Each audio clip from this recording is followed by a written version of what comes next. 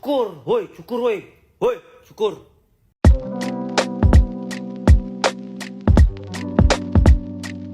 Assalamualaikum, selamat datang kembali di channel ini. Balik lagi dengan saya ya. Ya, kita akan bahas ini soal perempuan jadi-jadian ini, yang mana dia sudah mulai menista Kristen. Ya, mungkin dia tersinggung karena dia waria gitu kan. Ketika ada ayat yang menyinggung soal waria, dia tersinggung, kemudian dia menista agama dengan cara mengejek-ngejek simbol dari Tuhan Yesus ya. Aduh, kasihan. Ya, harusnya kalau ditegur tuh bertobat, waria, weh. Jangan malah bela diri. Oke, kita nonton videonya. Mari kita nonton videonya. Jangan menyerupai perempuan. Rambut harus dicukur. Bisu kali ah. Kau cukur, Kau cukur rambut kau. Ya, jangan sampai kau menyerupai perempuan. Kau cukur. Dicukur. Biar jadi kayak bapak dia. Dicukur, kok laki-laki rambutnya harus botak, dicukur, cepat. Ya harus kayak ini kau, Ronaldo di Kipro. Ya, cukur. Cukur, woi, cukur. Ya, itulah kira-kira videonya ya. Maksudnya ada orang komen seperti itu. Terus kenapa kok tersinggung? Dan kemudian kamu bawa foto itu. Ya kan absurd otakmu itu. Nah, kenapa kok dia seperti itu? Ya saya bingung juga. Mungkin karena dia agama bukan Kristen ya, sehingga dia tersungging dan dia marah-marah. Oke, kita lihat ya. Setelah itu mungkin kasus ini mulai viral dan dia mulai panik, cuy. Kita nonton videonya. Kalian kalau memang kalian tersinggung, kalian anggap aku menista Tuhan kalian, aku minta maaf. Itu saja yang bisa bilang. Tapi yakinlah, kalian tahu aku adalah orang yang izin Allah taat agama. Gak ada niat aku untuk menista Tuhan kalian. Sisi kenapa kalau pakai foto itu? Jadi aku mau pakai foto siapa? Nabi kami tidak boleh, enggak. Entok hanya bisa bilang sama kalian yang belum paham entok minta maaf. Aku cuma bilang, cobalah cukur. Kau cukurlah coba. Kau cukur, bisa nggak kau cukur? Cukur ya, biar gak kayak perempuan. Dasar, ngapain kamu nangis-nangis? Sudah hina-hina terus nangis-nangis. Kocak. Lah ya ngapain kamu pakai nabi orang contohnya gitu kan. Kata, ngapain kau pakai simbol itu? Bukan agamamu, itu penistaan agama. Makanya bikin diri sekali nih banci satu ini.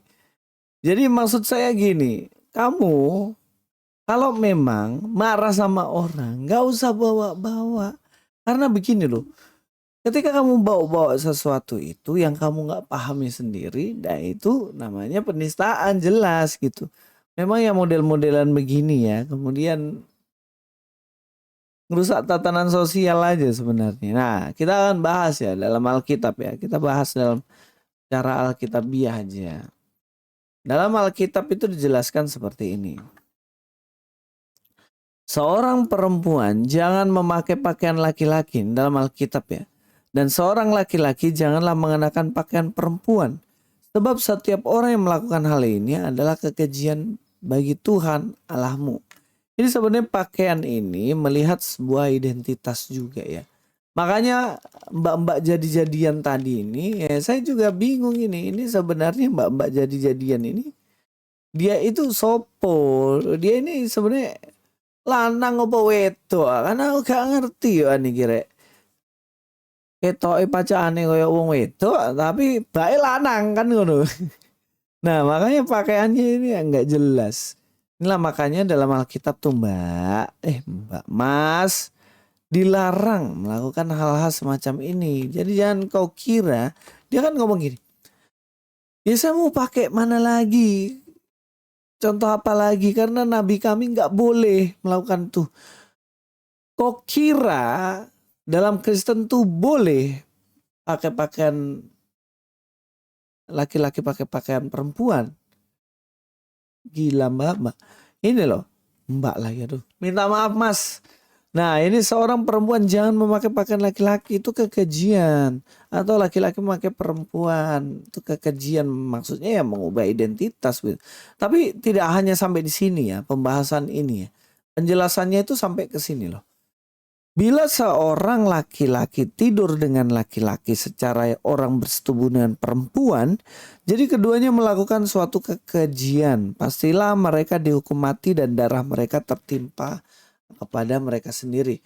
Ini maksudnya kehidupan yang seksualnya menyimpang begitu.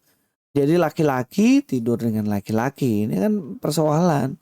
Aku nggak tahu ya Mbak ini, Mas ini sebenarnya laki-laki atau perempuan. Terus Mas ini sebenarnya suka sama Mas atau Mbak. Saya kan juga nggak tahu. Tapi yang persoalan mendasar yang dilarang Tuhan adalah homoseksual ini.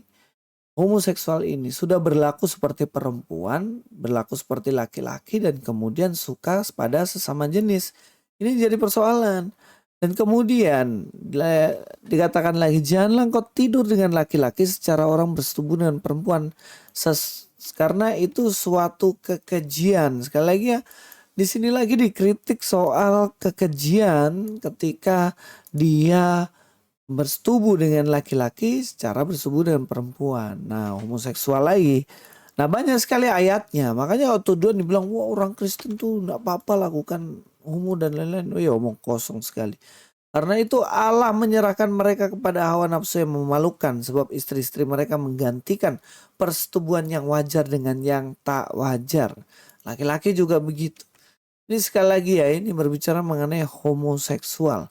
Nah sekarang berbicara mengenai laki-laki berambut panjang. Oke, kita akan berbicara mengenai ini. Dalam 1 Korintus 11 ayat 14, bukankah alam sendiri menyatakan padamu bahwa adalah kehinaan bagi laki-laki ya jika ia berambut panjang. Laki-laki jika ia berambut panjang. Dan kemudian yang jadi pertanyaan, loh kenapa Yesus rambutnya panjang kalau memang itu sebuah kekejian? Yesus rambutnya panjang, tapi kenapa di Alkitab dikatakan itu sebuah kekejian? Nah sekarang kita harus melihat ini. Yang pertama-tama adalah konteks budaya. Dalam Korintus ini tentunya berbicara mengenai Yunani dan Romawi. Jadi di mana di sini Paulus menasihatkan pada jemaat Korintus yang dihuni oleh banyak sekali oleh orang Yunani dan Romawi. Dalam konteks budaya Yunani Romawi ini adalah suatu hal yang menyimpang.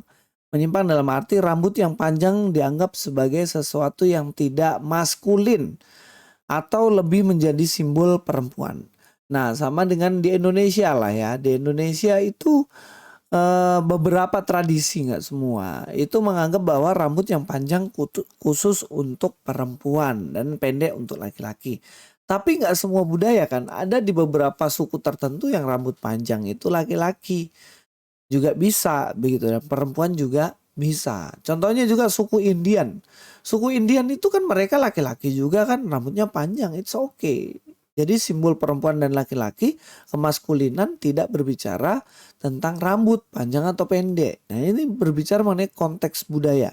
Paulus berbicara mengenai konteks budaya kepada orang-orang itu. Karena kan konteksnya kita tahu sendiri, ini kan soal peribadatan. Ketika beribadah, kalian orang Yunani Romawi kan gak boleh rambut panjang. Itu sebuah kehinaan. Ini berbicara mengenai itu.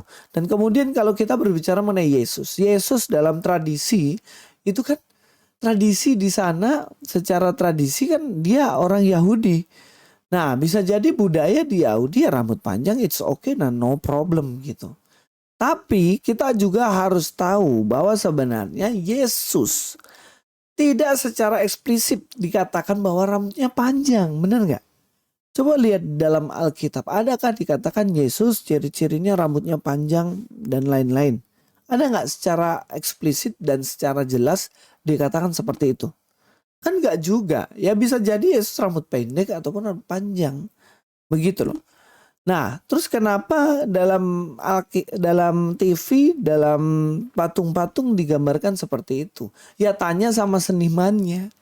Seniman di situ kenapa rambutnya dibikin panjang ya? Kita kan nggak tahu problemnya apa mereka. Tapi secara implisit kan nggak ada. Tapi kita harus lihat bahwa tradisi ketika mungkin dalam Yahudi belum tentu itu boleh dikatakan ya, rambut panjang itu dilarang dan lain-lain, begitu kan? Kan sama dengan janggut.